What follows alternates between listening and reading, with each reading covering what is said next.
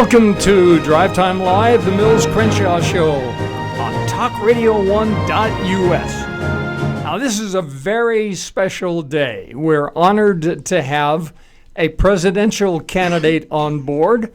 It's a little crowded in here with all of the Secret Service operatives that are guarding Rocky.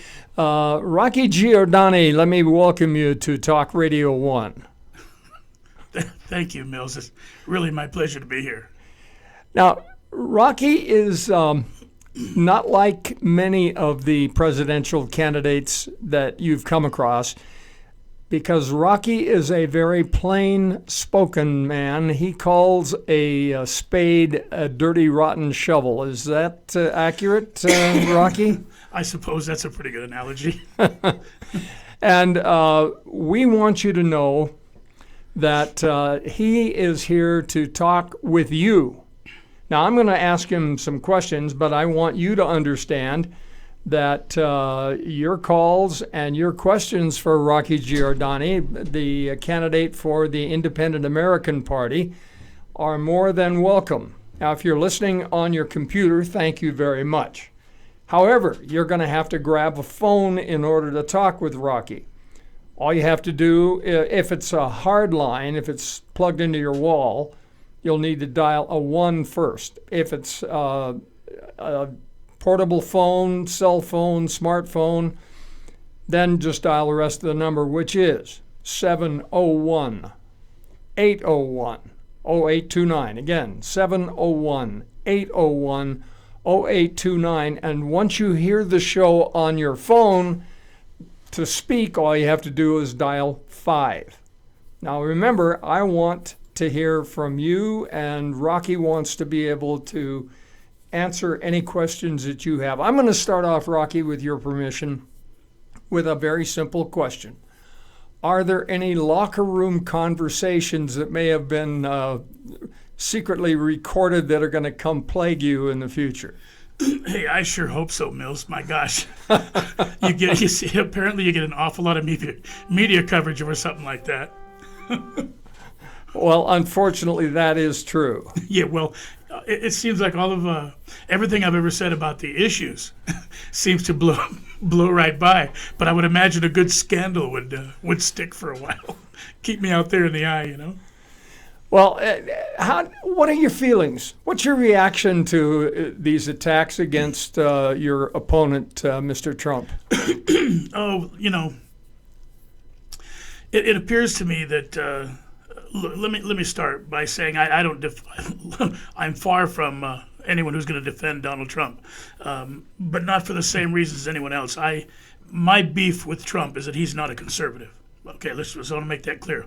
As far as his comments, you know, they don't have any effect on me one way or the other. I have no idea what Paul Ryan, for example, guy who has come out publicly against Trump, even though they're in the same party. I don't know what he says or does behind closed doors, and I don't care. And I don't know why it should matter to me. Trump is a dirty, rotten scoundrel, but not because of the locker room conversations. You know what I mean? Okay, that's fair. But you love Hillary? No. No, see, that's a different question. That's a separate question now. Hillary is one of my all-time favorite criminals in the world. But let me just get serious for a minute about Hillary Clinton. Recently, it's starting to come out. Actually, it started to come out, and then, of course, it was suppressed again. Something that I have been talking about for close to a year now. We're all aware of the 4 dead Americans in Benghazi, and that, of course, was a tragedy. And I do wholly hold her responsible for that.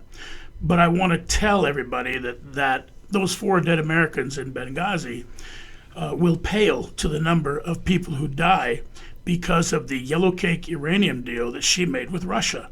Russia gets yellow cake uranium, which, by the way, was stolen from, the mineral rights were stolen from American ranchers. She sells the rights to the uranium to the Russians, who sell it to North Korea and to Iran. And Iran is just trying to find a way to get that yellow cake uranium back here to the United States as quickly as they possibly can. Only they want to deliver to board missiles, correct? Exactly. Yeah.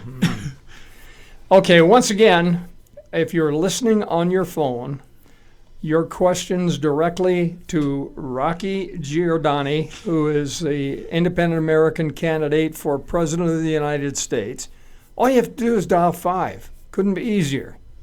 Just dial 5. We'll see you on our computer. We will answer your calls in the order in which we receive them. Very, very simple.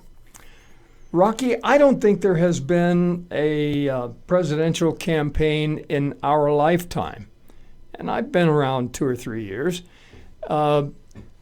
anything like this particular campaign. What in your mind makes it significant? Well, first of all, it's incredible to believe that out of 320 million people in America, these are the two that we're left with. I mean, it's if you need a sign of how badly broken the two-system party is, just look at the two candidates that we have. When you are only going to vote for one candidate to keep the other one from winning, that just tells you how badly broken the two-party system is, and it's time for a third-party candidate, in my opinion. Okay, and there are a lot of people who agree with you.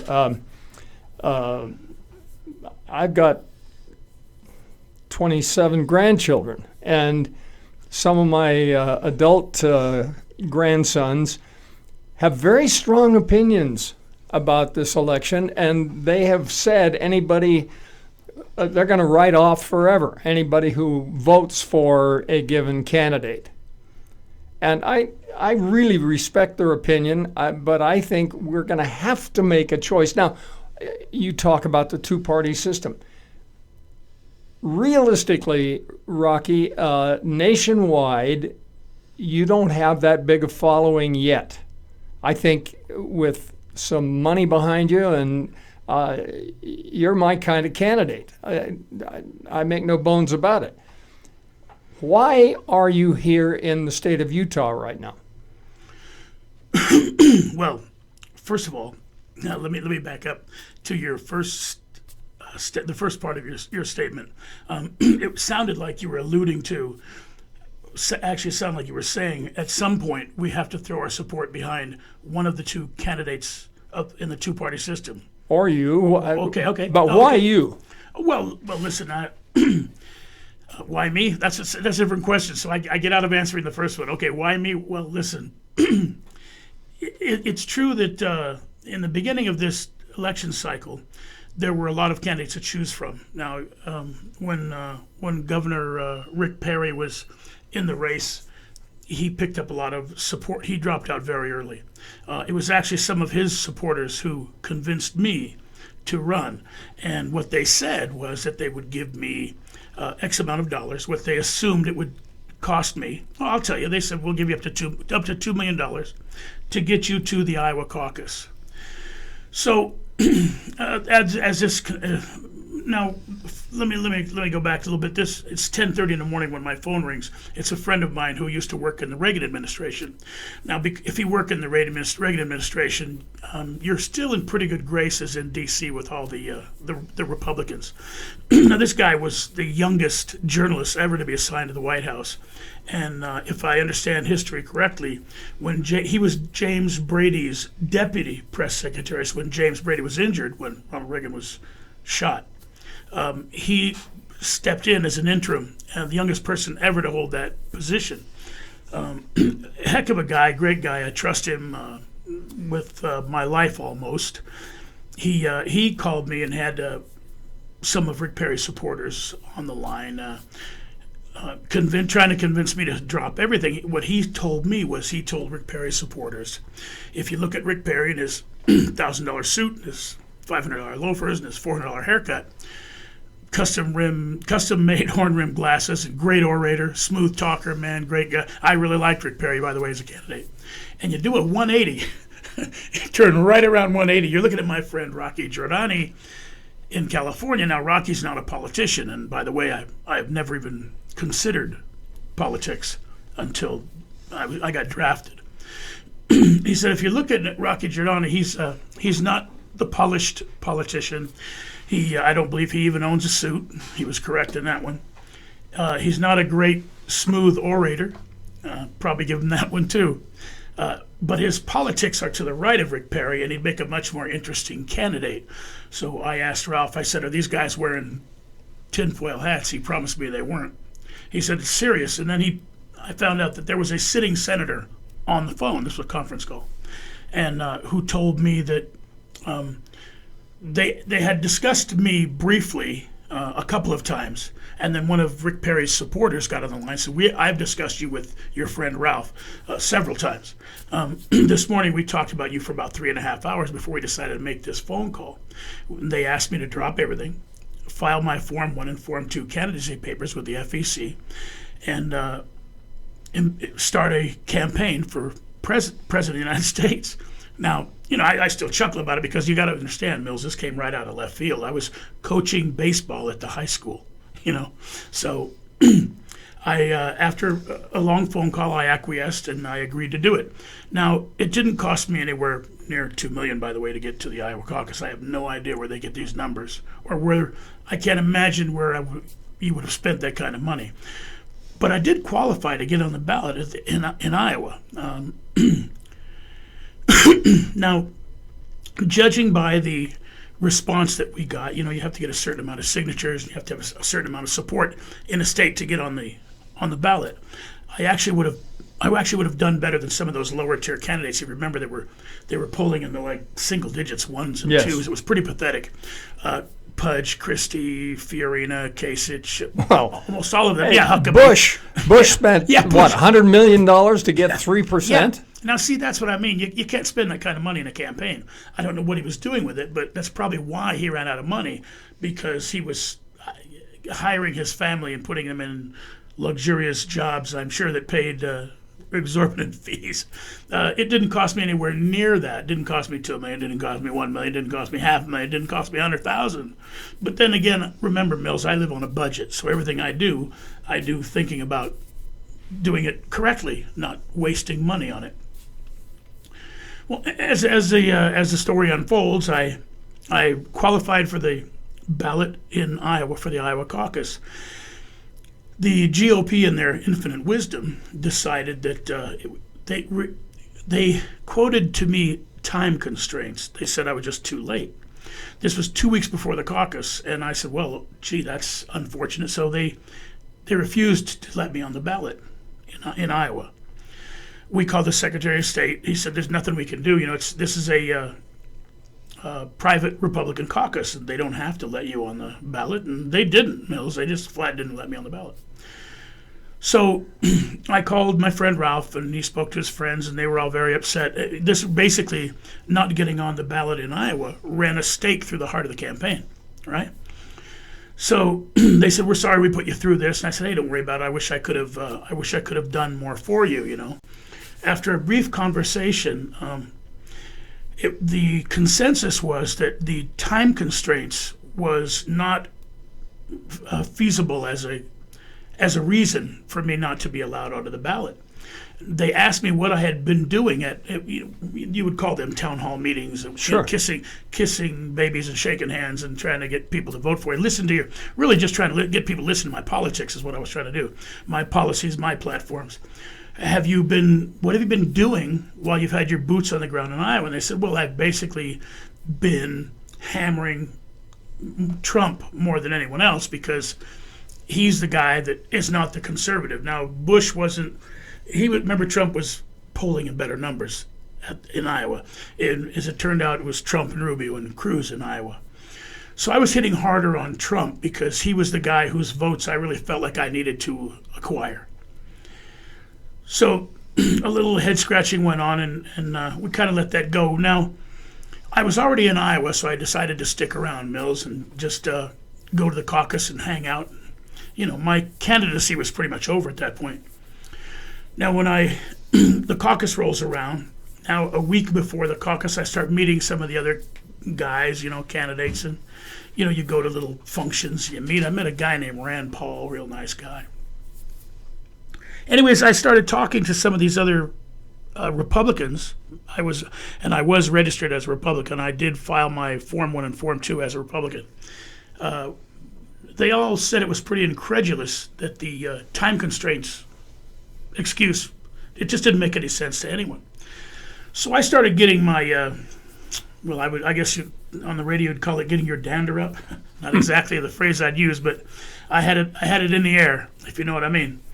So as the days went by, I started thinking what I was going to do. Finally, the Iowa caucus rolls around, and that night, one of the candidates decided not to speak, and I got his time. Now, the next day, that candidate pulled the plug on his candidacy, so it made a little more sense. So I actually, not being on the ballot, I wasn't going to have a chance to state my case or try to get any votes at the caucus. But I was allowed to address the crowd at the Winterset caucus there with John Wayne's hometown. So in 2 minutes, I told them that I had been running for president, and basically that was kind of over. So I was shifting gears. And what I was going to do now while I was in Iowa was try to capture delegates. Now, and I told the people that were present, some of you are delegates, some of you know delegates. What I want you to do is try to put me in touch with the delegates, and I'm going to try to get them. This is what I came up with at the night of the caucus. I'm going to have a 5-point agenda. The 5-point agenda is what we're going to get our presumptive nominee, whoever it turns out to be, to sign off on. I'm going to try to capture delegates, get them agreed to sign this petition, and when we get to Cleveland to the convention, we don't cast our vote. We stand in the corner and refuse.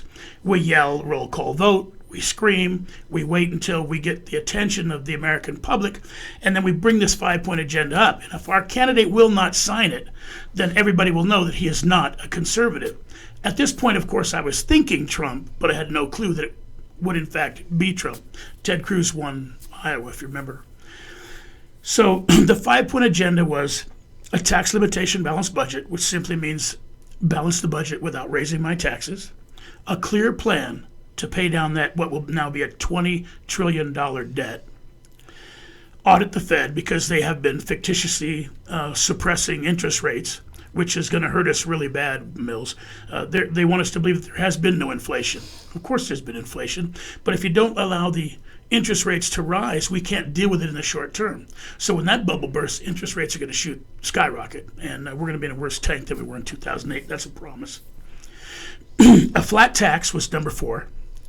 And the 5th point was pass a bill that says that Congress won't pass any more laws that affect me and not them, like Obamacare. Obamacare, if I get a brain tumor, I get to go die in a public clinic. If a Kennedy gets a brain tumor, he goes to Bethesda, Maryland, and gets the very best treatment that money can buy.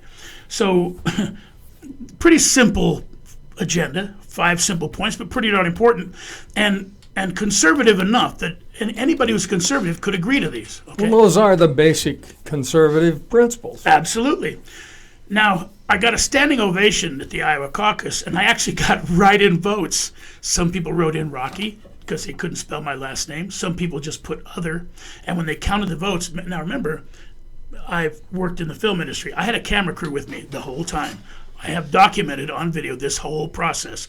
My speech at the caucus, every part of this, I have it captured, recorded on memory chips. So this is all very simple to go back and look at. I get a standing O. They write in my name. Some people put other. Now they're pulling the ballots out and counting them by hand. Trump, Cruz, Rubio, other. That's him. I couldn't spell his name. Rocky, Trump, Cruz. So it was kind of cool. It was really neat. But it was a moot issue because there was no mathematical path for me to the White House at that point. But I had felt like the GOP had picked a fight with me, Mills.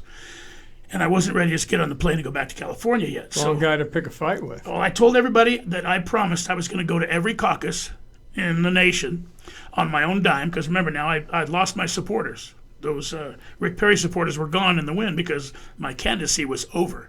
So I did this all on my own, out of my own pocket. I promised to go to all the caucuses and try to capture as many delegates as I could in every state and try to get this huge following so when we got to the convention, we could stand in the corner and make a stink. Well, then I called my friend Ralph and he said, listen, it's a great idea, but what you have to do is you have to pick a place to make your stand. He goes, there's plenty of time before the Arizona caucus. By the way, this is a long answer to your question. No, it's fine. Why me? So he said, it's a long way still. In March is the Arizona caucus. You see, you have plenty of time to go to Arizona and make your stand there. So I go to Arizona and I qualify to get on the ballot. And what do you think? The GOP doesn't let me on the ballot again. Now, this time I know that it wasn't time constraints. Now I'm taking it very personal, Mills. The GOP doesn't want me on their ballot. No clue why, but evidently it was because of the things I was saying on the road or during my Well, it's meeting. because the Republican Party has become every bit as corrupt as the Democrat Party. Yeah, and as it turns out, they were protecting Donald Trump from the beginning. They've been waiting for him to hand him their brand. They knew it was coming. They did everything they could to keep the naysayers away. Now, when we got to the convention, there were a lot of Trump nevers there, and my delegates were there. I don't know if you watched the first night of the Republican convention, but it was a mess, and I'm very proud to say that I had part in ruining the first 45 minutes of their convention. They couldn't go live. They couldn't go on air. They were screaming roll call vote for 40 minutes straight. Your Senator, Mike Lee, I'm not sure if he was with the Trump never crowd or with my delegates, but he was very upset when, for the first time in history, the GOP broke protocol and denied a roll call vote. And Mike Lee is a constitutionalist. Yes. He believes in the Constitution. He fights for the And Constitution. believe me, I'm not sure what his words were going to be because I didn't speak to him about it, but he was going to express his discern with Donald Trump being the candidate of this. I am 100% sure. Now it turns out Trump's talking about Mike Lee for the Supreme Court, so I don't know. But Mike Lee was very upset when they didn't get the roll call vote. He stood up and voiced that opinion. It might have been just a principle. So they opened the convention, and once again, it was over. It was all over, right? My 5-point agenda was over. Trump was the nominee. He did not have to answer to the delegates that had signed the petition or that had agreed with me to force him to agree to the 5-point agenda. So once again, it was over, just like it was over in Iowa. Now it was over in Cleveland. So I went home and started coaching baseball again, travel ball at this point. Now the Independent American Party found me, I found them. I'm not sure, Mills, if God put me in their path or put the IAP in my path. But after a few brief conversations, we had come to an agreement. The obvious thing was I wasn't going to quit, right? I could have quit in Iowa. I never had to start, but I could have quit in Iowa, and I could have quit once again in Arizona, and then I could have quit when it was all over in Cleveland. But I didn't quit. The Independent American Party, headed by Will Christensen, who I will always love and adore, and Great man. wonderful friend, a guy who spent his entire adult life trying to make his country a better place to live. There is no more noble effort, in my opinion. So Will and I spoke. He said he wanted me to come to Utah. They were going to have their convention. It was August 27th of 2016. Plenty too late, way too late for this election cycle. But his words were that they wanted me to carry their brand from this point forward and to gear up now for the 2020 election. I agreed, I acquiesced, I agreed to do this because it's the right thing to do. It's so time for a third party. And I don't care who wins this election, whether it's Trump or Hillary Clinton. If it's not a third party, in 4 years, people are going to be upset once again. And I will be there in the wings waiting when they try to recall Donald Trump if he wins, when they realize he's not a conservative. But that's basically my answer to your question. Why me? Because I could have quit, Mills, a dozen times over the last year. It would have been easy, it would have been understandable, and everybody would have forgiven me for it. But Sure. I never would have forgiven myself. Okay, now, the real $64 question. you're here in Utah. And this Friday, we're going to have a gathering on the steps of the state capitol, and you're going to be there to speak. Is there anything that can happen that can change the outcome of the election? In my opinion, yes. I've heard the opinion of so many people over the last couple of weeks especially, but over the last months, but especially now as we get closer to the election, they seem to think that a vote for a third-party candidate would be taking away a vote from their candidate, and in essence voting for the bad guy. They're saying a third-party vote is like a vote for Hillary. Okay. I've said that. Yes, and well, now a lot of people have said that, Mills, and I certainly do understand the logic behind that. But I beg to disagree on the grounds that this is a moral vote, and if we ever want change to come, Mills, it's never going to come unless we have the will to bring change upon us. It's not going to just happen in the middle of the night. We have to be the change today that we want for tomorrow, and there is no other way to put it. And if you can morally, spiritually drop the hammer and vote for either one of these two candidates, hit that lever for Trump or Clinton, then you are a better person than I am, because I would never be able to bring myself to do that. If I wasn't in this race, I would simply vote for the most conservative, constitutional conservative person, the third-party person in the race. And Okay. Right now I don't know who else that would be besides myself. Well, let's assume for a minute that we can get this audience to vote for Rocky. Now let's talk about Friday. Hold on, let's back up and talk about Friday. Mills, this is a huge, huge event. This is not just a rally. And I don't mind taking part of the credit for it. You put this idea in my ear, and I ran with it and got my party behind it. Now, you got Will Christensen excited about it. But in reality, as you know, there hasn't been any promoting of this rally till I got here in Utah. Now I've got flyers printed up. I've been going to the gun shops myself. Greg Duerden, who is our Independent American Party Good candidate, heck of a guy.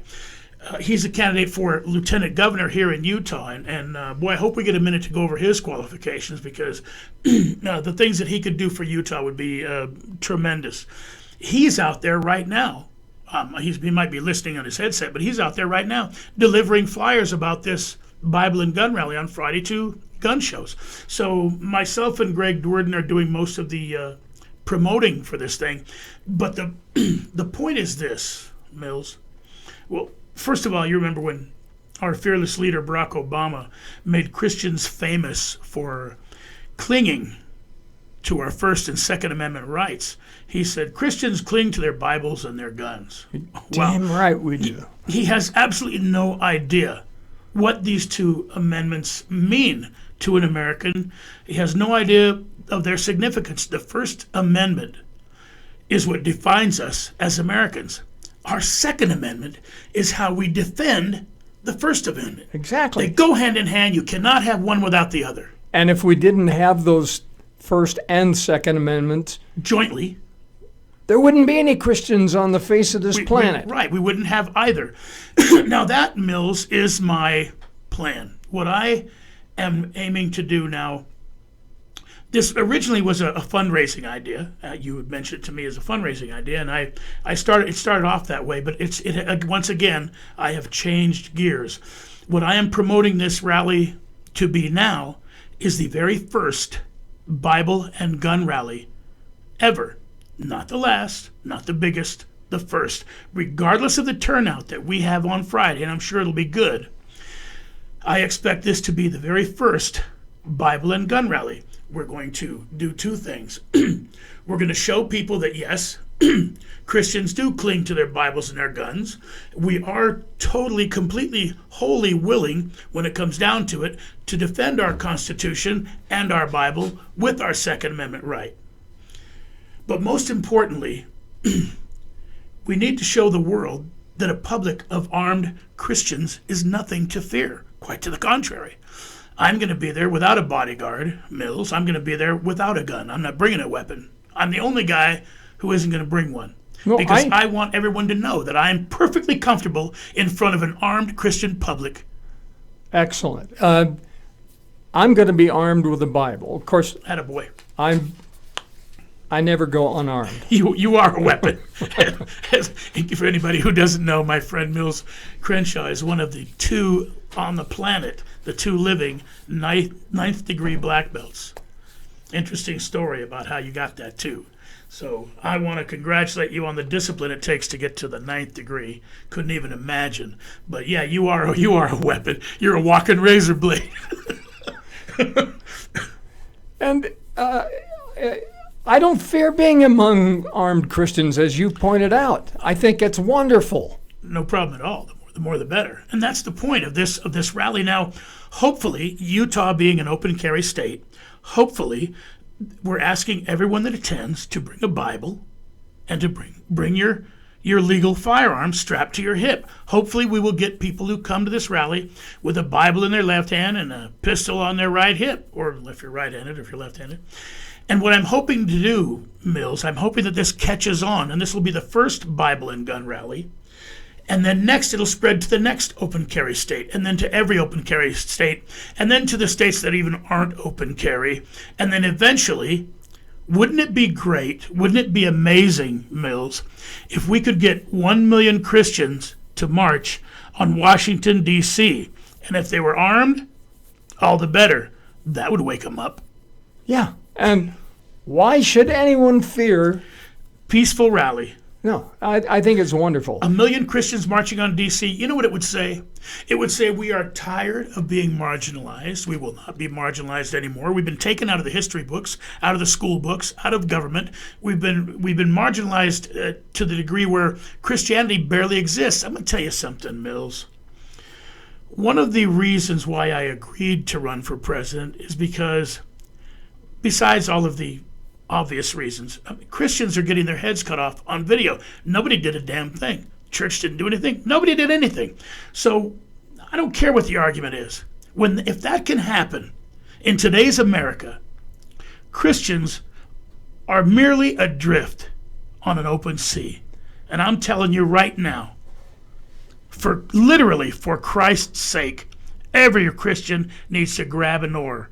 I could not agree more. And one of the things that has always bothered me is Christians are so busy fighting each other that they don't have time to defend the faith. Well, the faith is well, there's nothing to defend. I guess that's your point. My faith is my faith, and how dare anybody question it or judge it? It has nothing to do with anybody but me. Yeah, I don't. That was one of the things that bothered me about the primary when Donald Trump came out shaking a Bible, screaming into the microphone, "I'm a Presbyterian." That's pretty much middle of the road. Seventh-day Adventist talking about Ben Carson. I don't know what that is. I don't know what that is. I'm a Presbyterian, middle of the road. He's actually judging another man's Christianity. How dare you? I don't remember the part about being saved. And I can remember, I can tell you the date and the time, that told me, and now you go out and be judgmental about other Christians or anybody else on the planet for that matter. Well, that's one of the things that has troubled me about the attacks on Trump. Now, up until he appeared on camera and said, look, and these are my words, not his, I'll admit that. But basically he said, okay, what I said 11 years ago was crude, rude, and obnoxious. I'm embarrassed, I'm ashamed, and I apologize. Okay, at that point, where's the rest of Christendom? They want to pick up stones and throw them at him? Yeah. I'm not going to judge him for anything. He said it's not my position. I was never appointed judge and jury against anyone. I'm a sinner saved by grace, and I have to keep that in the forefront and remember whose Christianity I have to worry about, my own and nobody else's. Nobody else's is my business. Nobody else is my problem. I don't care what Trump said 11 years ago. I don't defend it. I don't have any feelings about it. It doesn't affect me. Had nothing to do with me. It's not something that I would use to bring him down. If we were in a primary or in a debate, I wouldn't even bring it up because I don't really care. Yeah, and that's the attitude I would expect. And that I'm shocked that we're not hearing more of that. Look, here's the key.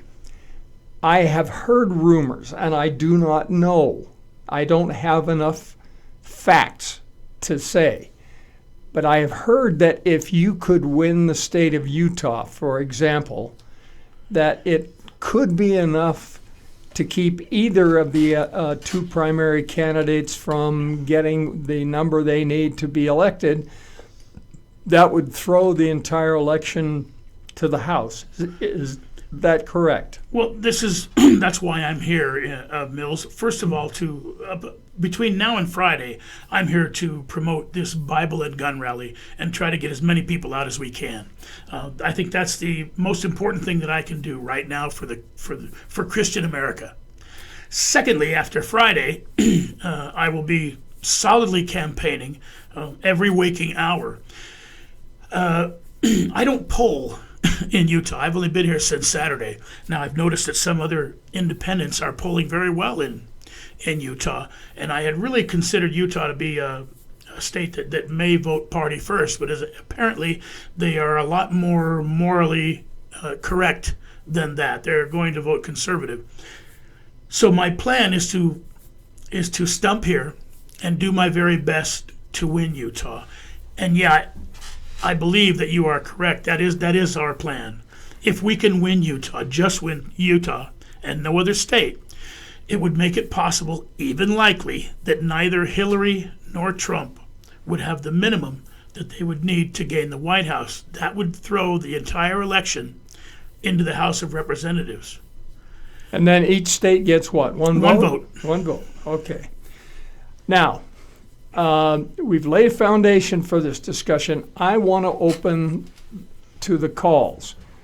And anyone who is listening on their phone, if you can hear this on your phone right now, all you have to do to call in is dial 5, and we will see you immediately on the computer, and we'll let you talk directly with Rocky Giordani, and you can get your questions answered. Now, when was the last time you had a chance to talk to a presidential candidate?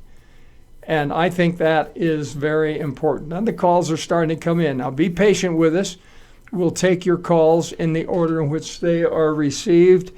The first call is in the 801 area, 970. Joseph, will you please bring that first caller up so that we can answer any questions that they've got?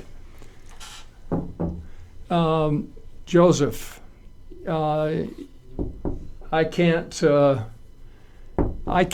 personally bring up this caller, and we're waiting for my producer to. He'll be right back, and we'll have him hold the caller up. While we're waiting for and caller in the 801 area with the prefix of 970. Don't go away because you are first, and we'll take your call as soon as Joseph brings him up. You're listening to Drive Time Live, the Mills Crenshaw Show on talkradio1.us. And to listen on your phone, all you have to do is dial 801-701-0829. Again, 701. What did I do? You said 801-701. Oh, I'm sorry. My error. Yes, you are right. It is 701 first and then 801-0829. I apologize for the mistake. Yeah, 701-801-0829. And once you hear the show on your phone, then you dial 5. We will answer your calls in the order in which they are received. We'll now bring up our first caller and give them a chance to talk directly with Rocky. Caller in the 801 area with the prefix 970, your first name, please. Welcome. Thank you. Rocky, you're promoting a gun and Bible rally, but the Second Amendment is more than just the right to bear arms. It has a phrase in there about state militias being necessary. Do you support establishment of state militias, and do you fully support the Second Amendment, the entire Second Amendment? Okay, let me NRA part. Let me rephrase that for Rocky so he can respond. We're resetting his headset. Rocky, the question from the caller, it has to do with the Second Amendment, and he said it refers to more than just bearing arms. There's also the discussion of the militia as part of that.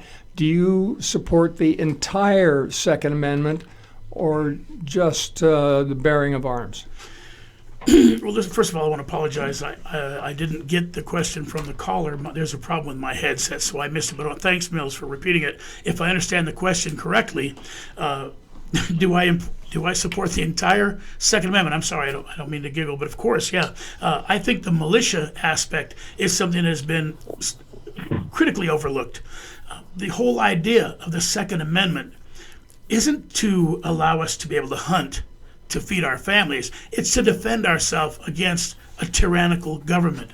And I believe that the huge part of that capability is to have a militia in every single state. Now, I think this militia should be just as well armed as a regular army.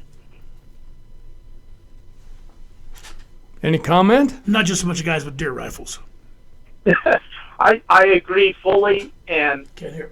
the state of Utah actually has a whole Maybe you got the wrong section of the Constitution about Follow the that. state militia, Where does that go? but we don't currently have a state militia.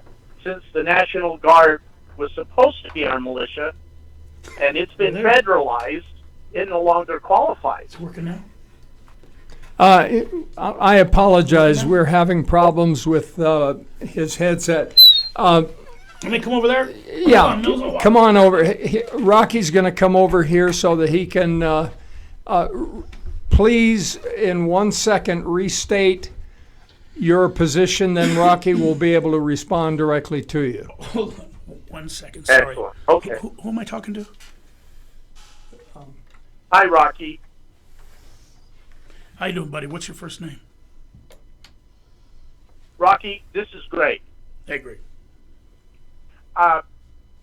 What I was saying was that the militia that we currently have across the nation is excellent, but Utah actually has a portion of their state constitution that talks about how to organize and why you organize a state militia, but we don't currently have a state militia. The National Guard was originally set up to be the governor's state militia, but since the National Guard has been federalized, it no longer really qualifies as a state militia. Exactly. The National Guard is a federal branch of a militia assigned to each state. That doesn't count. Right. We need our own militia in every state. And I think it should be set up not by any federal politicians, but at the state level. And it should be of armed citizens that live in that state, that grew up in that state, not people who were drafted into a service and then sent to that state, if you understand the difference. If I'm explaining myself. Yes, and I agree, and thank you. And I'll get off for the next caller. Okay. Hey, appreciate that. We lost that. You good? Okay, we've got another caller. No, this is the same one in the 970 area. That was my dad. I'm sorry? That was my dad. Oh, that was your dad. Okay, very good. Sorry about that. Well, this is live radio, friends. Can't buy this. Can't write this stuff. No, it happens. And once again, if you are listening on your phone, all you have to do is dial 5, and that will get you in. We want to hear from you and your calls. When was the last time you got to talk directly with a presidential candidate? Rocky, what do you think the outcome will be in the state of Utah? Well, I've only been here since Saturday, Mills. I wouldn't presume to be. You're supposed to be magic here. Yeah, you're right. Well, what I'm hoping the outcome in Utah will be that the first thing that we will accomplish as in the as the Independent American Party's brand would be to convince Christian Americans that they need to come to this rally on Friday. Absolutely. Bring their Bibles, bring their guns, stand together. The reality is, independent voters make up 1/3 of the voting bloc. If we could come together, we could not only effect every national election, Mills, we could dictate the winner of every national election, but we are too scattered apart. As you know, there are several independent presidential candidates in Utah. Some of them are polling better than others, and some of them go up, some of them go down daily. It's just so hard to read right now. I personally haven't had a chance to do any campaigning here in Utah as yet. Well, Rocky, let me intervene for just 1 second. Sure. You are a hardcore conservative. The Libertarian Party has been around forever, but they've primarily been involved in drugs. That's been their big hobby horse. And you're fighting for conservative principles, and I don't know how anyone else feels, but I have felt betrayed by the Republican Party, primarily because they didn't do anything. They had a majority in Congress, and they did not oppose the liberal policies of Barack Obama. And I cannot understand that, and I really can't countenance that as a conservative. You believe in conservative principles, and the party left you. You didn't leave the Republican Party. They left you. And you're standing for the very principles they're supposed to, and I think that needs to get across. Well, first of all, the Republican Party, they don't wield power. They have the majority. They sit on their hands, and the media has done a very good job of insisting that Republicans have obstructed President Obama's agenda, which couldn't be farther from the truth. They may not vote in favor of a lot of stuff, but they don't really oppose him in any fashion that I've been able to see. They're too quick, too easy to compromise and go along to get along. Now, you have to admit, when Democrats have the majority, when they're in control, they wield real power. They cram things down our throat in the middle of the night that we don't want, that we don't need. Republicans don't do anything. They try to keep their jobs. Just recently, there have been write-ups in the news almost daily of points when they could have done more and they chose to do less because they want to keep their jobs. We don't want to lose our majority, and that's their cleanup for it. and yes, you're right. The Republican Party left me. They are not conservative. They are not. They're not doing anything. They're trying to just keep their jobs. Well, here is your opportunity, friends, to talk directly with a presidential candidate. If you're listening on your computer, pick up a phone, call us. If it's a landline, dial 1. Otherwise, just dial 701-801-0829. Again, 701-801-0829. And once you hear the show on your phone, then you dial 5. And if you'll do that, you get a chance to question directly a presidential candidate. Rocky, you were going to say. Yeah, I was actually looking at the board here on the computer. I'm sitting next to the producer in the studio here, and there were calls lined up there when we had trouble with the first one. I guess they decided not to wait. But please, call back in and ask me anything you like. Totally unscripted is the best way to go. I'd love to answer some questions live for anybody who has one. But Will, we were talking about conservatism, and if you want to see how smart our founding fathers were, read the Federalist Papers. Read the Federalist Papers, and you will be amazed and how together these guys were. They were so smart. We can't rewrite the Constitution. We can't amend it anymore. We need to leave it alone and get back to it. We have a caller in the 801 area, prefix 577. Caller, your first name. Bill, Welcome, Bill. You're on with Rocky. yeah, I just had a question. I noticed you were talking about the Second Amendment just a few minutes ago. And with what may be the changing political climate if Hillary gets in, many people are talking about bearing or hiding their guns. The only problem with that isn't the very time you're bearing your guns, the very time you need them. I would like some ideas on that if possible. Listen, I am 100% in agreement with the philosophy. We keep our guns so our government can never take them away. Now, if you just looked at, let's just pick a state. Now, I don't know how many hunting licenses there have been assigned in Utah, but I can tell you there are 3 million hunting licenses in the state of Missouri. That's 3 million armed Americans. Now, if we don't want to give up our guns, you're correct. We don't have to. The only way that Hillary and her ilk could ever get our guns is if we gave them up. Now, I'm speaking personally for myself. I have rifles and pistols. I have 10,000 rounds for each rifle and 50,000 rounds for each pistol. So I don't know how you plan on coming to get my guns, but you're going to need more guys.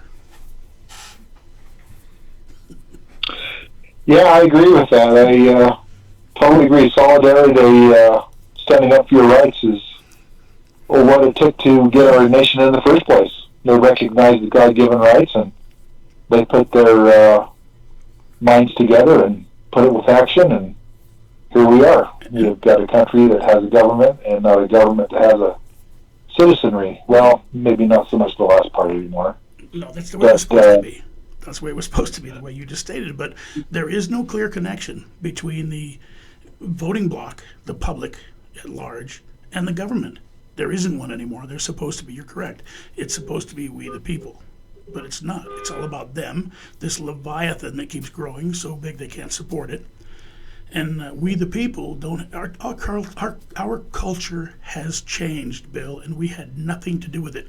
The modern intellectuals have put their judgment on American history, and they've rewritten it. You know, our culture's changed. We had nothing to do with it.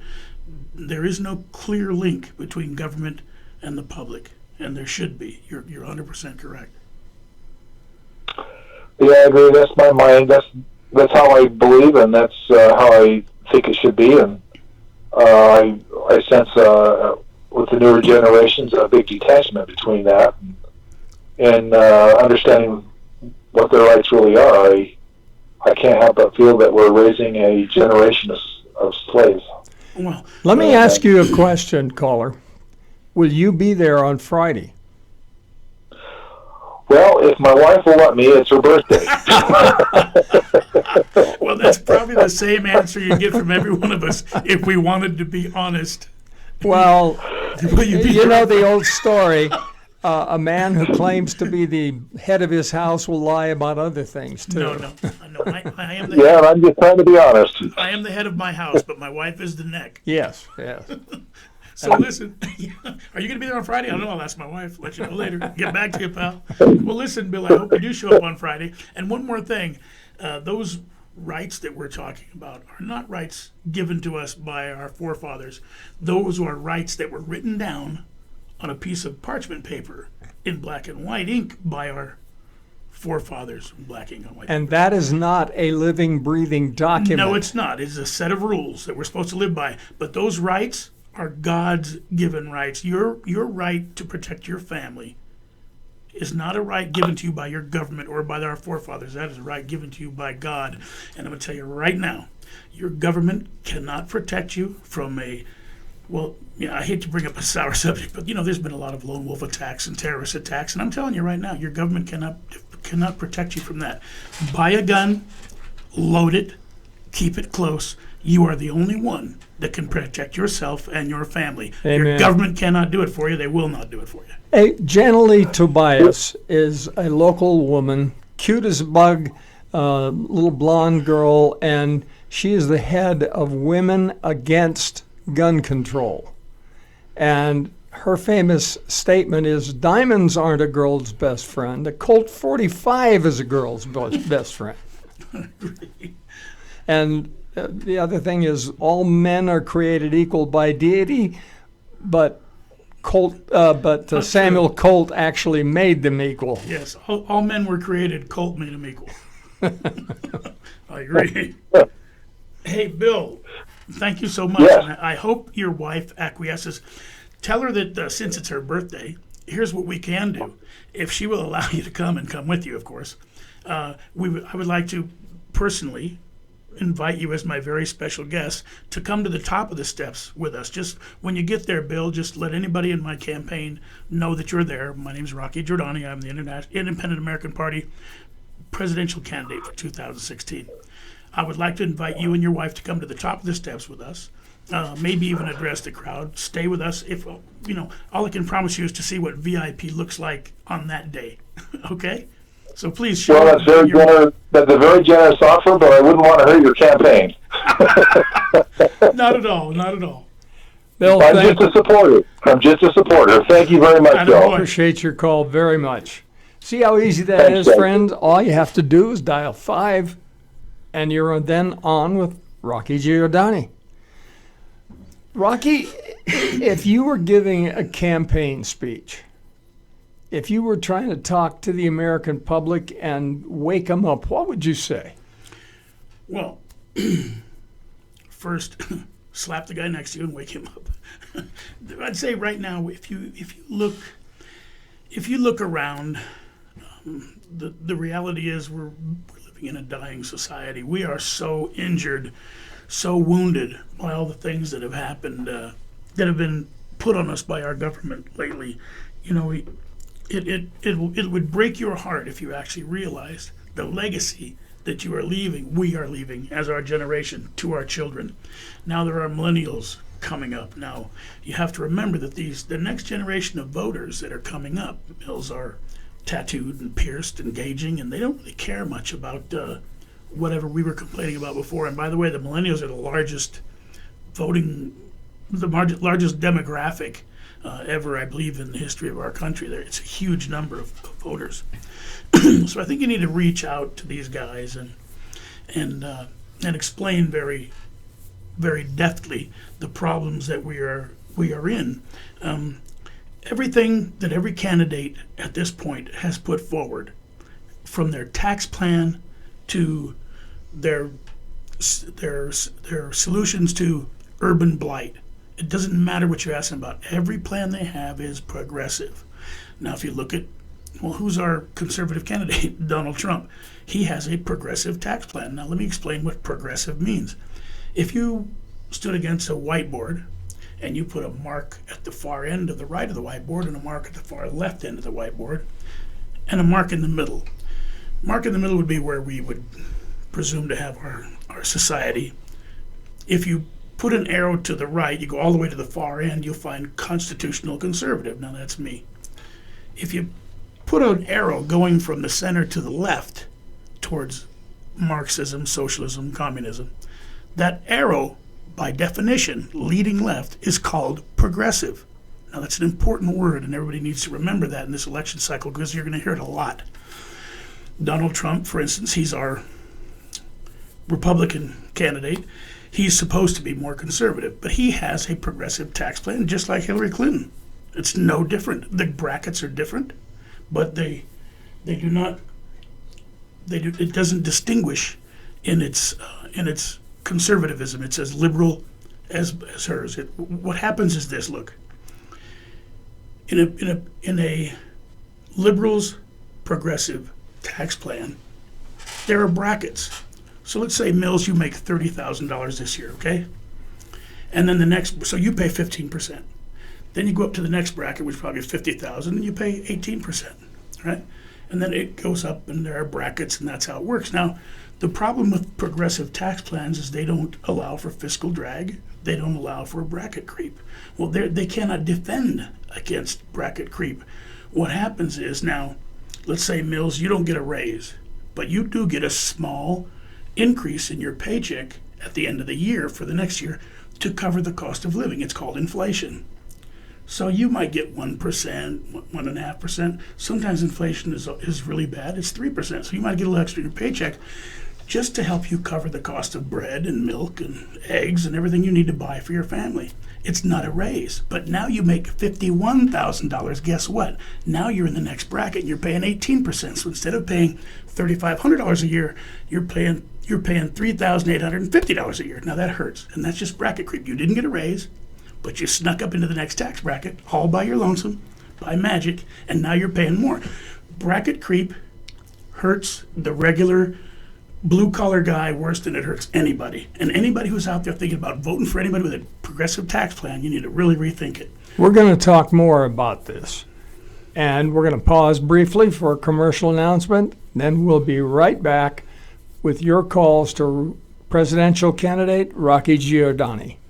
Omni-Hypnosis Training Center has long been known as the leader in hypnosis certification training. They offer the most complete and organized course in hypnosis available anywhere. And this extensive course includes lecture, demonstration, experimentation, audio-visual aids, hands-on practice, plus extensive question and answer sessions. And this extensive training session is from September 29th through October 5th at Energy Development at 215 South Mountainland Drive, Orem, Utah. Now, for a limited time, you can achieve certification and save $100 in the process.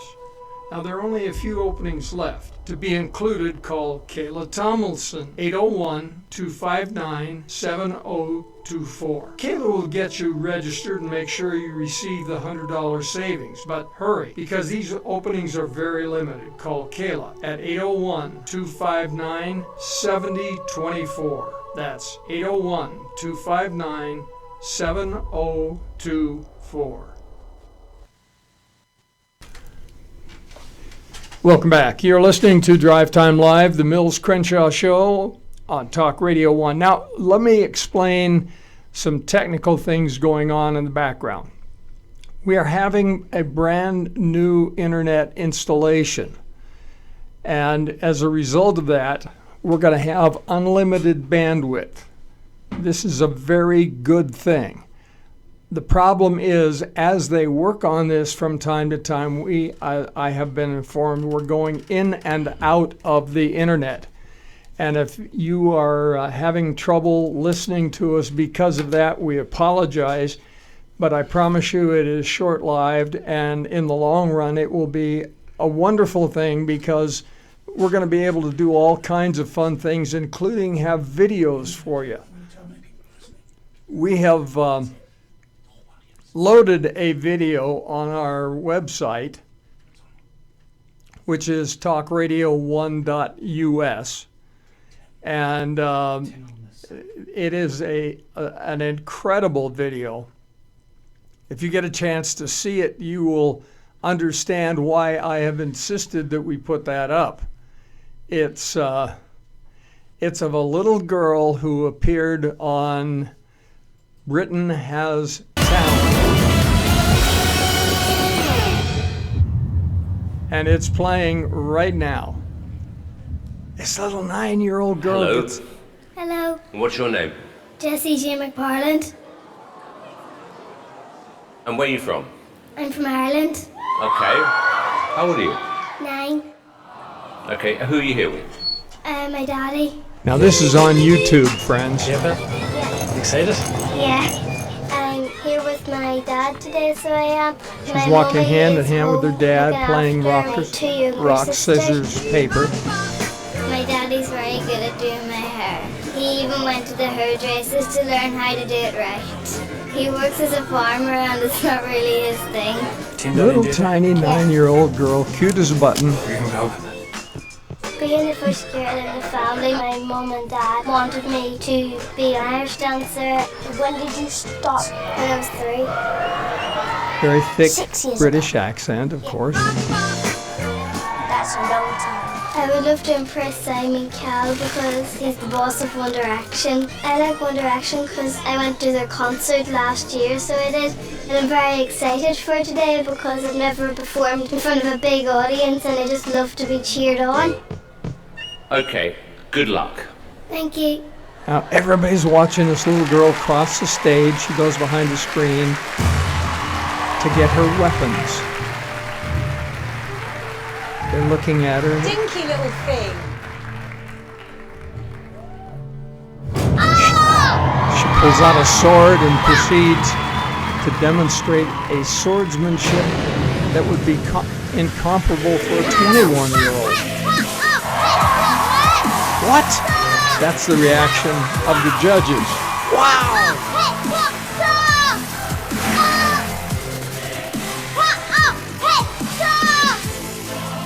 Wide-eyed judges. She's kicking, cartwheeling. Does somersaults.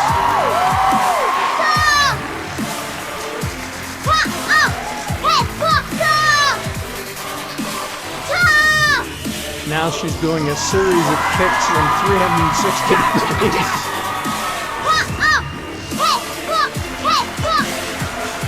The judges are wide-eyed.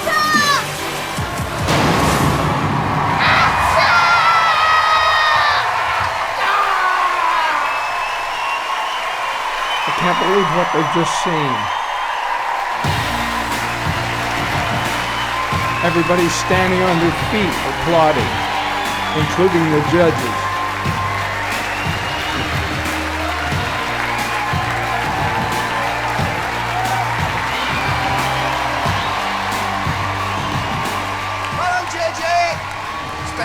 Good side. Yeah, keep on a good side. My God, do you want a job as my security guard? What made you want to do this? I used to do ballet and Irish dancing, This is a long way from ballet. but I didn't like it. She didn't like ballet, so she decided like that. she'd go into martial As soon as that arts. sword comes out, jump up! Jessica, you are one to watch in this competition. That was incredible. So impressed. It was brilliant as an act, and I'm sure you're going to be at the Olympics one day doing karate. Maybe in the next act, 2 little people could be the villains and you can beat them up. Yeah.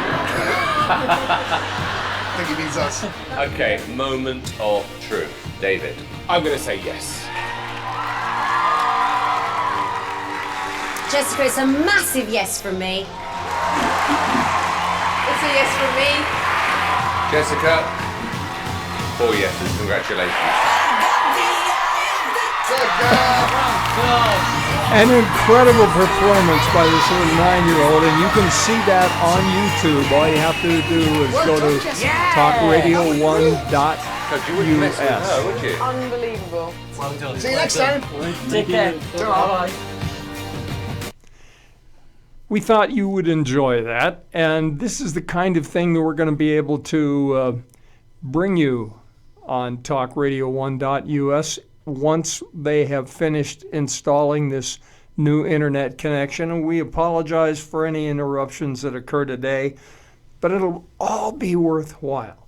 In the meantime, your opportunity to talk with a presidential candidate, Rocky Giordani. Rocky, that was quite an impressive young lady, wouldn't you agree? Without question. Now, so all of your listeners who are listening on the internet got to see that. Yes. Oh, Yeah. That's amazing. That's amazing. That's great. That was pretty cool. As a martial artist yourself, you know what the most amazing part of that was not the choreography, which she learned amazingly. It was perfect. Yeah. But when she did her kata, if you looked at her face, her frame of mind, the discipline, Oh, that's instant. what our children need to She learn. was an adult. This is a 9-year-old kid who did this. And her swordsmanship would have done honor to a 21-year-old athlete. I'm telling you. Yes, if I could get my baseball players to have that same frame of mind, that same mentality, they would be unbeatable. Oh, yeah. Unbelievable. And as you have pointed out, when you work with people for years to get them to perfect a skill, you don't expect that from a 9-year-old. No, that was truly amazing. That didn't. She's an exceptional athlete for her age, without question. So listen. So if I understand correctly, the people who called, were they hearing that on their cell phones? They were just hearing the sound. They were hearing the sound, and we invite them to go to. Right. Yeah, we invite them to go to YouTube, and it will be up on YouTube, so you can replay that and see it. I have seen it. I don't know, 6, 7 times, and it brings tears to my eyes. Yeah, I saw you getting very emotional. It's wonderful. It's great that you have that kind of an emotional connection with the universe in general. Every time I see something like that. Now, if there had been an American flag in there somewhere, I probably would have. I would have gushed up too. Yeah. I can't take it. My wife goes all the time to tell me, "Oh, don't cry, honey." Well, my whole life, of course, has been martial arts, and you see something like that, and you think, my gosh, what perfection from a 9-year-old kid. It's the discipline that makes the difference. Now, if you want to watch that video, do it later, because right now I want you to pick up your cell phones, man, and be listening. I listen to the show on my cell phone. I always have a much better time because occasionally I can just push number 5 and join the conversation. And anybody who's out there listening, all you need to do is push the number 5. There must be something about this election that you want to add to the conversation, or a question you want to ask, or something you're concerned about. Yeah, and it's hard for us to know whether you're listening on your phone or your computer. We see you either way. But if you're listening on a computer, you do have to pick up a phone in order to call in and talk on the air. Very simple. Now, if you're on a landline, which plugs into the wall, you dial 1 and then the rest of the number. If you are on a cell phone or a smartphone, you simply dial the rest of the number, which is 701-801-0829. Again, 701-801-0829. And then you'll hear the show on your phone, and when you hear the show on the phone, you simply dial 5. Let's go right to the phones, Rocky. We have a caller from the 562 prefix 810. Caller, your first name, please. My first name is Rudolph. Welcome, Rudolph. You're on with Rocky. Yes, how you doing, Mr. Giordani? I saw your interview online, and you were talking about bringing peace back into the inner cities, joining the brown and the blue community. And that really struck a chord, because I haven't heard anybody talking about that kind of, that kind of real, true common sense analysis of what's really going on. Can you elaborate, give us a little more on what you want to do to bring the blue and brown communities together? Yes, sir, Rudolph. Thank you for calling in, and thank you for your question. Actually, just recently there was another incident in Los Angeles. Now, I live in, I'm about an hour and a half from Los Angeles, out near Palm Springs. I don't know if you know where that is. But I basically went straight down to Los Angeles, into the inner city, and did my very best to try to talk to some of the people there. They quickly grasped that I grew up in Los Angeles, and that this was kind of my argument as well.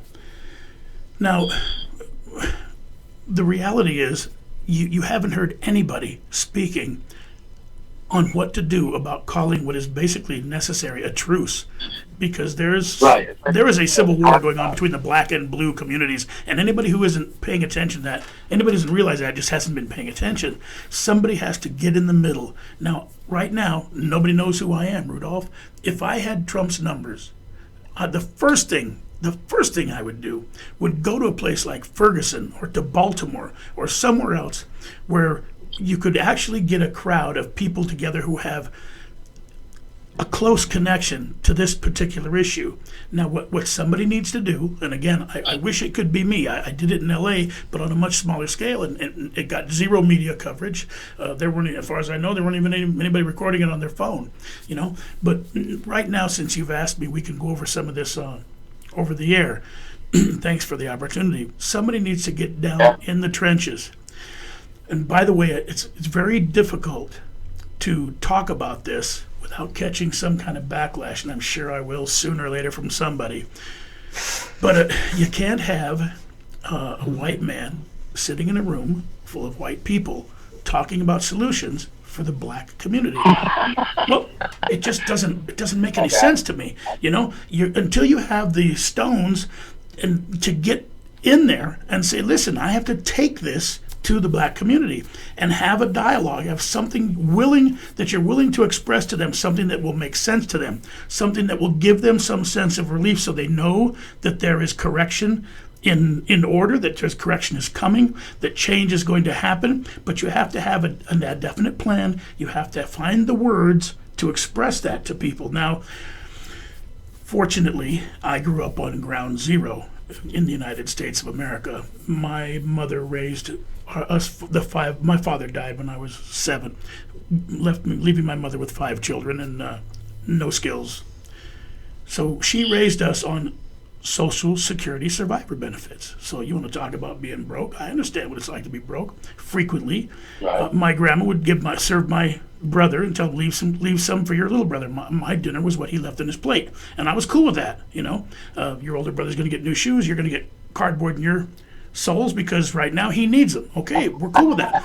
But so I do have a sense of what's going on in the inner city, and then since I grew up in one, you know, I know what it's like. I'm willing to talk to my neighbors who I grew up with. They're different neighbors now because my neighbors are all older, you know, but they're different neighbors now. But it's the same mentality, man. You have to be willing to go down there and talk to people and explain to them that change can happen.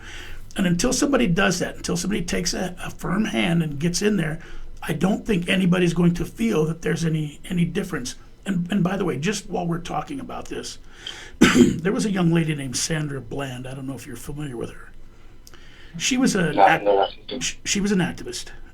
She was found dead in her cell in a Texas jail cell, and there was some unrest over that. She had shared a video with a friend of mine that I would like to quote from, okay? Because I believe that this is the truth. She said, yes, I'm screaming Black Lives Matter. And now, if you ask me, Rudolph, just between the two of us, I would say everyone matters or no one matters. And that's how I feel about it. Because right now, nobody is lifting a hand to do anything. I believe that what she meant, and what I believe that the whole Black Lives Matter, of course, with the exception of a few radicals who are always going to be trying to stir up civil war, civil unrest on both sides. I believe that once we can all stand up and say everyone matters or no one matters, then it won't be Black Lives Matter anymore. But right now, their concern is that the media keeps showing them black people getting offed at traffic stops.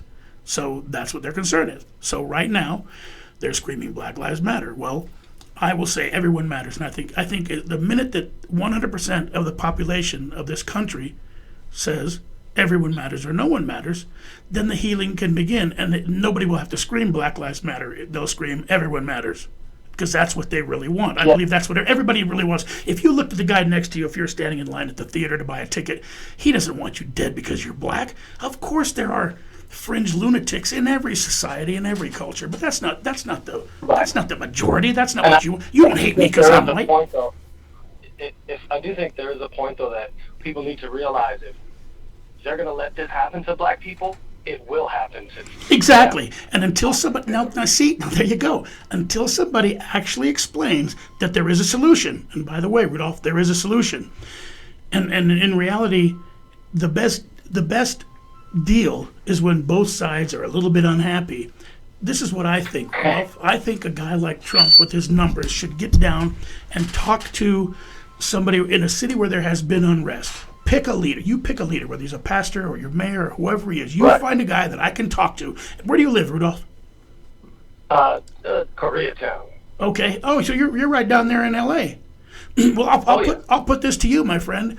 Now, I don't always have this audience of the Mills Crenshaw radio talk show, but he's a good friend of mine, and I'd be willing to bet he'd let me come on again if I had something to offer.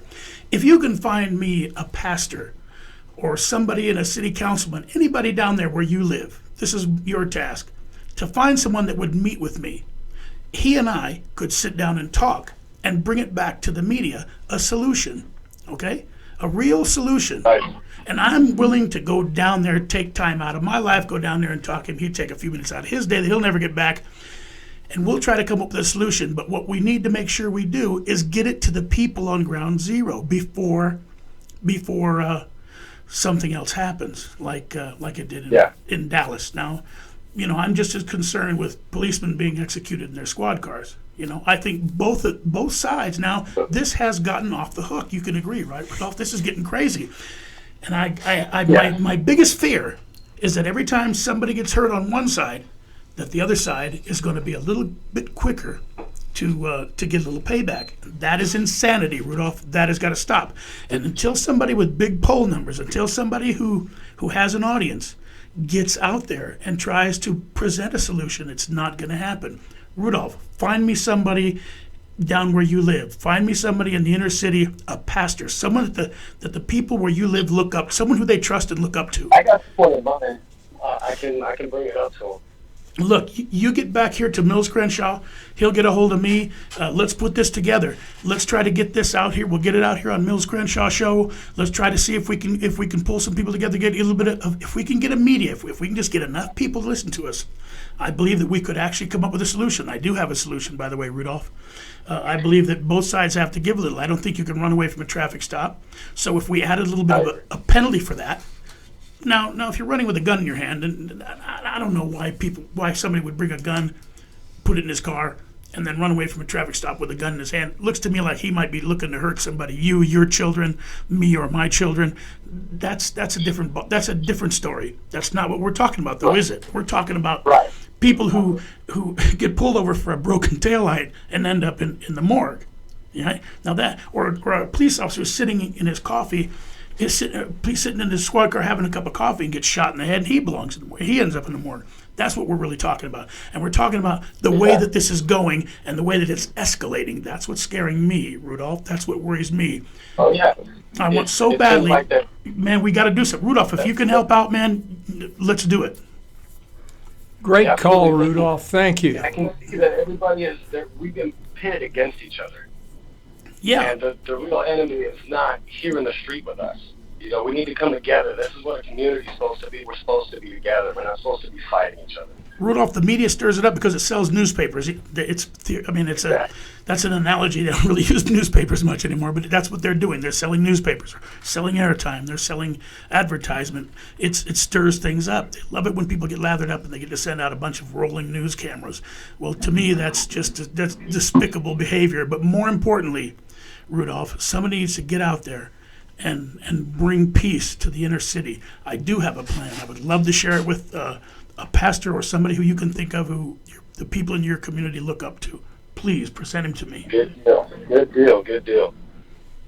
Great call. Thank you very much, Rudolph. I really appreciate it. Did you have any trouble getting through? Not at all. Excellent. Thank you very much for being part of this show. We appreciate it. I look forward to hearing back from you, Rudolph. All right. Bye-bye. Telephone number again for those of you who are listening on a computer. 1 if you're a landline, or just the rest of the number if you're on a smartphone. By the way, Rocky, I hate it when my phone is smarter than I am. Well, my phone isn't. My phone loses. The IQ of my phone drops dramatically once I pick it up. So once I pick up that smartphone, it's not so smart no more. Not anymore. I understand that feeling. Okay, the number to call is 701-801-0829. Again, 701-801-0829. Once you hear the show on your phone, dial 5, and you'll be in conversation with Rocky Giordani. Yeah, Rocky Giordani. Now, Mills, by the way, Rudolph, that last caller, he said that he had seen an interview I did on the internet where I brought that subject up. There's only one interview where that came up. It was a rolling reporter who caught me in a Walmart parking lot. And it was a pretty good little piece, and it did touch on that. So, Rudolph, thank you for doing your homework on the candidates, number one. Thanks for bringing that up. And Mills is going to make sure you know how to get a hold of me if you're still listening. So you call back, buddy. Yes, and I do have Rocky in my phone, Yeah. so I can get right to him. And he will answer the call, and he will respond. I think there's another aspect, too, that is going to have to be brought in. We need more training for our men and women in blue. One of the stories, and I've mentioned this 2 or 3 times to my audience, I heard a story. I heard a story not long ago about a black woman who was shot and killed because she confronted a police officer with a butter knife. And that hurts me to my core, because if they had a modicum of training, they could have disarmed her without any real physical harm whatsoever, either to them or to her. They didn't have to kill her. They didn't have to shoot her. If they had been trained, they wouldn't have been afraid. Well, Mills, I used to work as a bodyguard. I carried a gun every day. I can promise you right now that if a woman ever pulled a butter knife on me, I wouldn't shoot her. Well, I know it sounds ridiculous, but they killed her. It is ridiculous. It is ridiculous. But I'm not so sure that it's about. Yes, absolutely, training is part of it. But what I hope Rudolph is still listening, because part of the solution is you need to go back. The apple doesn't fall from the tree, right? True. Yeah. Okay. So if you have an officer that ultimately should never have been handed a badge and a gun, now you know the type I'm talking about, the types who shoot a woman with a butter knife, you might want to go back and find out what you could have done before he got that badge and the gun. What were his reasons for joining the police force? Why do people want to get in? I think it needs to start at the very first interview. We need to really, really make sure we know why people want. Why do you want to be a cop? I mean, is this an authority thing? Is this a big guy, a bully thing? I mean, there are interviews. The interviews need to be changed for sure. But then I think you need to go back and find out how much all of these officers who ultimately shouldn't have been given. And remember, listen, I'm a huge advocate for our police department. My uncle was a motor cop. My father's brother, he was a motor cop. One of the greatest guys, respected and loved him to death. I have the police departments have my full support. Love them to death. They're the greatest, bravest people. I mean, they're our first responders, and I take nothing away from them. All I'm trying to say is that there's always going to be one very small microscopic percentage of those guys who their brothers in blue can't count on to have the correct judgment. Shooting one with a butter knife, shooting someone in the back for running away from a traffic stop. These are the kind of guys that I'm talking about. Now, because of these boneheaded errors, good police officers who would never make a mistake, who joined the force with all the best intentions, are getting assassinated, executed in their squad cars while drinking coffee. Now, that's what I'm talking about. This is the things that bother me, right? So we need to go back and make sure we find these bad apples, or I don't know if they're even bad apples, just inadequate apples. Maybe they all have something in common. Maybe they went to an academy that had a similar trainer. Now, here, for instance. Go ahead. For instance, Mills, you probably know everybody with a above the grade of 3rd degree black belt that studied with your sensei, with Ed Parker. You know what I'm saying? Maybe we could go back and find out, well, what do these guys all have in common? Maybe they were all trained by the same guy. Maybe the original trainer trained the guys that are training these guys. You understand what I'm saying? Yes. There has to be a paper trail that leads to where this problem started. Well, some people are just knotheads, but... And then there's some people who are just knotheads. Then there's that, yeah. But what you say has a lot of merit. And there are, again, training and follow-through. Most of the people who should be police officers don't want to be police officers, and that's the sad part. they don't want the risk. They don't want to harm anybody, but they don't want the risk. Look, I've been in the martial arts since 1954. I've said this before. I don't want to hurt anybody. I'd love to go through this life with never having to physically harm anyone. That would be a great blessing. But I'm not going to hold back if I have to defend myself. And most of the guys who get in trouble are fresh brown belts or brand new first-degree black belts because they have to prove how tough they are. Right. Now, that's a pretty interesting analogy. It could be that some police officers join the force with all the best intentions, but once they get that badge and that gun, remember, we put an awful lot of responsibility on these young people who join the police force. We say, here's your badge, here's your gun, do some good. And that's what they're trying to do. But sometimes it goes sideways. Now, maybe that's just a lot of pressure. Maybe ultimately just too much pressure for some of the knuckleheads. Well, now that you say that, I once had a studio across from Sears, and I used to train a lot of Salt Lake PD. And I can think back to a young man who underwent training, who was one of the nicest guys you'd ever want to meet in your life. And I saw him 3 or 4 years later, and he was cold as ice and hard as nails. The job had made him very cynical and had changed him materially. And it was just the job that made him jaded and very difficult.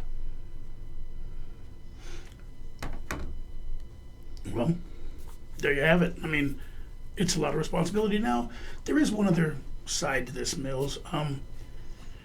Back when my uncle was a motor cop when I was a kid, I always understood that this police officer was there to make sure that I got home safely, not himself. Yeah. Me. Now, the mentality has changed. I believe that police officers now are most concerned with getting themselves home first. The only time that comes into conflict is when they are in what they perceive to be a potentially threatening situation. I think if we went back to telling, here's your badge, here's your gun, remember, your job is to make sure your neighbor gets home safely first. You come in second. That maybe if they went back to that original mindset, that maybe some of this would alleviate. I had no clue, of course. Well, let me remind you of your childhood. Yes, sir. We're all raised by parents, and at some point, our parents tell us what to think about authority and policemen and so on. Now, when I was being raised, I was fortunate. I had a mom who worked for American Airlines, and she worked with Sky Shift, and they had a lot of black patrons. And so when I was a little tiny kid, I was taught to have great respect for people of color. And if I had been disrespectful to a woman or a man of color, my mom would have hit me alongside the head. I wouldn't have thought about it. And I was raised, if you ever get in trouble, you go to a policeman. He can help you. Where is that in our society anymore? Well, first of all, oddly enough, as I sit across the desk from you, you're looking at me, I have blue eyes. When I was a baby, I had very blonde hair. But in reality, my grandmother was really dark-skinned Indian.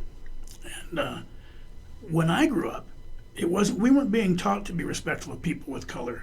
We were taught to be of cynical respect of white people. Now, that may sound a little weird. No, I understand. Remember, I'm a card-carrying member of the Morongo Indian Nation. I am a registered American Indian, Native American. Now, I identify as an American, not as a white American, not as a red American, not as just as an American. But I do have to remember when I was a kid that we were Native Americans. Back then, we just called ourselves Indians. So if you don't mind, I'll just refer to myself in the first person as an Indian, and because it makes it so much easier to remember. And the stories I heard were about the history books and what the white people did to the Indians. So we weren't really so much concerned about the black kid across the street or the Mexican kid across the street. We were always talking about the white guys. Okay. But then again, my father was white, so it was all good. It was all good. We didn't disrespect or hate anybody.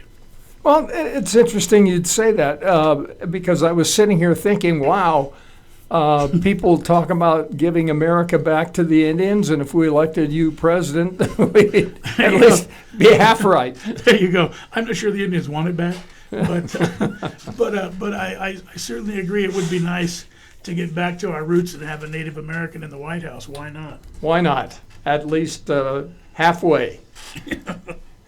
Telephone number, again, if you are listening on a computer, or if you just happen to be listening on your phone, all you have to do is dial 5.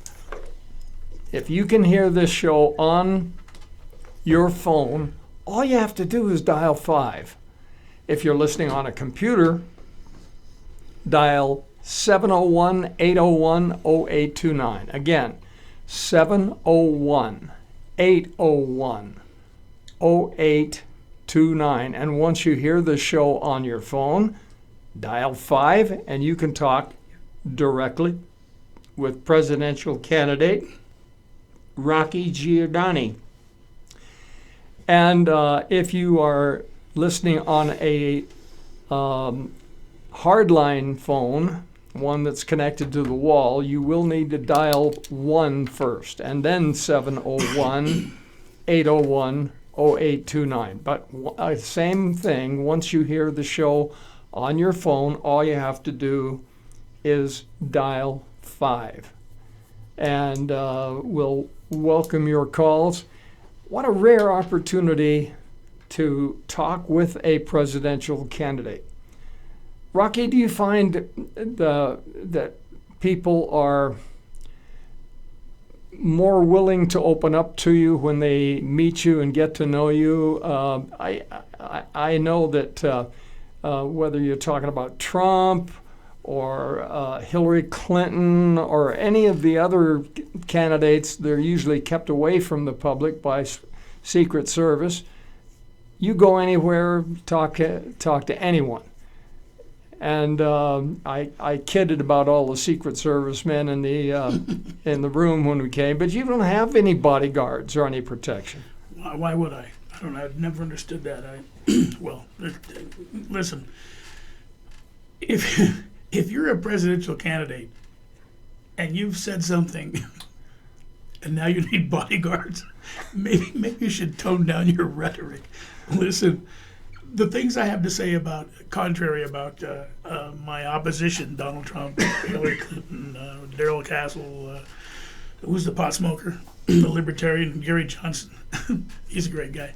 You don't have to debate him. You just hand him the microphone and watch him blow his toes off. Every time he was in, he shoots himself in the foot. Now, the only thing I have to say about guys like that is never anything inflammatory and everything derogatory. I don't care about what Bill did. I don't care about what Donald said. I want to talk about the issues. And so far, I've talked to literally, Mills, thousands of Americans about the issues. They only come away with a better understanding of the issues. I don't know if they're really going to vote for me or not. Of course, they always say they give me my support. Well, who knows? I wouldn't ask anybody to swear their support to me. Just listen to my position on the issues. And then when you step into that voting booth, that's between you and God. You vote your conscience. But what I would caution people against is voting party. Don't vote party. If you cannot, with good conscience, vote for one of these candidates, if you're only going to vote for one of these people just to keep the other one from winning, then just take the moral choice. Vote, pick somebody who, whether you believe they have a good chance of winning or not, and vote your conscience. Because then when I'll tell you what, I put it to you like this: I don't care what Barack Obama does tomorrow. It's not my fault because I didn't vote for it. I didn't put that guy in the White House. Yeah. But I don't see people getting angry. Some of them are very fervent in their opposition. I've met some Trump supporters that are just rabid. Really, they get lathered up talking about Trump. And there's always a another side to that coin to bring to their, and they go, well, I didn't know that. Well, why don't you listen to what he says? Listen carefully to what he says and explain it. But I don't think I haven't come to the point yet where I've needed any bodyguards. Besides, I weigh 240. Well, and you're an ex-boxer. And it's all good. It's all good. I ain't worried about bodyguards at this point. No. Don't think I ever will. Hopefully, you know what, Mills?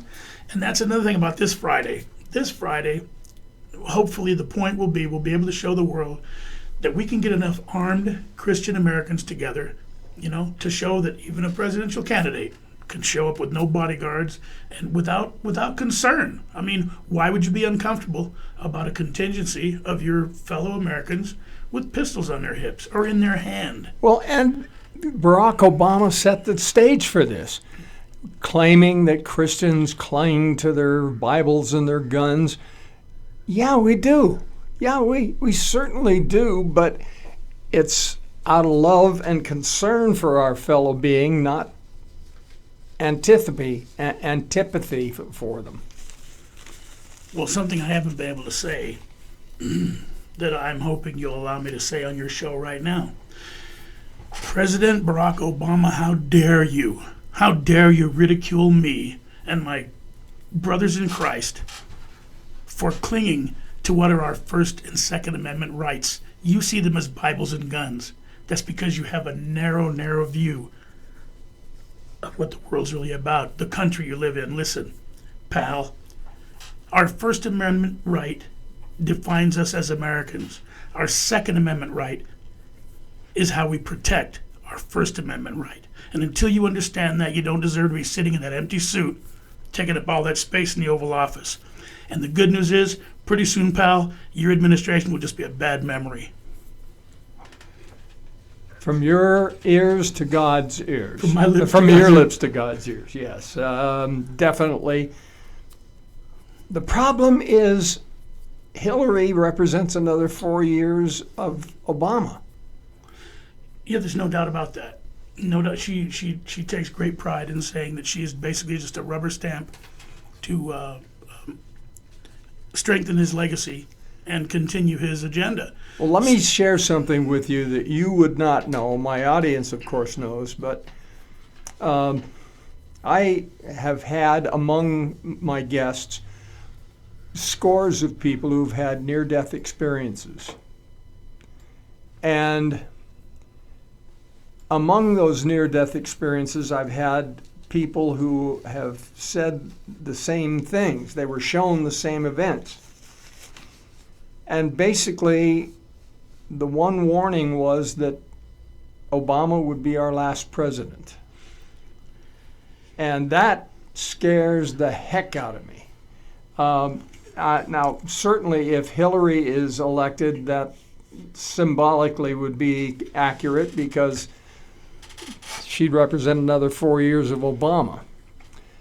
But some of the, I'll share, for example, with you one young man named Hector Sosa Jr., young Filipino man who was given a personal vision, primarily for his family, but several of the things that he was shown have actually come to pass. He anticipates the rest will, and he was shown two alternatives for the future, both of them equally terrifying to me. In one case, there was no election. It was canceled. The second one, there was an election, but the new victor was not allowed to take office. And I've had some people that I actually had one woman who called in to talk about dreams that she'd had. And in one case, she thought she was watching a newscast in full color, very vivid, very remarkable, unlike any other dream she'd ever had.